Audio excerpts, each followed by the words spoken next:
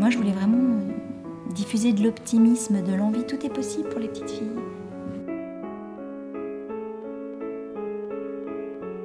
J'ai toujours eu envie de créer et d'inventer. Je suis devenue maman et en devenant maman, je me suis rendu compte lorsque ma fille a eu 5 ans, ma première fille, qu'il n'y avait pas d'univers, je dirais, couvrant, d'univers éducatif couvrant, à la fois l'édition, le web, et éventuellement, je dirais, les autres domaines comme le film, etc. Ces choses qui se présentaient pour ma fille quand elle a eu 5 ans, c'était des univers comme Barbie, Bratz, etc. J'ai une petite fille qui était très poétique, avec pas mal d'idéaux, d'envie. Et elle a trouvé, l'entendre parler de spa, de stars, du côté très people qui était mis en avant, ou seulement de fashion, parce qu'en fait c'est quand même là-dessus qu'ils sont construits. Je trouvais que ça correspondait ni à mes idéaux ni à ce qu'elle était. Alors j'en ai parlé avec d'autres mamans, et je me suis rendu compte qu'en fait les femmes ne se reconnaissaient pas du tout dans ces constructions-là, et qu'on avait envie d'autre chose pour nos enfants.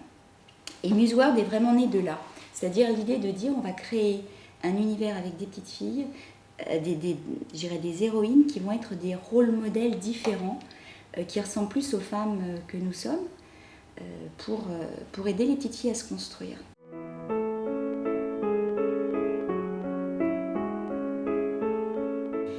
Jeanne Poésie est née à Paris, dans le quartier Montorgueil, qui est un quartier auquel je tiens. Et c'est une petite fille qui a beaucoup de profondeur. Jeanne s'interroge beaucoup sur le monde, sur les enjeux sociétaux. Elle veut être écrivain, elle est très poétique, Jeanne. Et donc elle va rencontrer, par un ordinateur un peu magique, c'est le seul élément, je dirais, qui déborde de la réalité, c'est le petit ordinateur click-click, elle va rencontrer Kate Melody, qui elle est une petite londonienne, qui va vraiment être plus sur un environnement plus musical, plus artiste avec sa maman. Et puis il y a Giulia Fantasi, la romaine.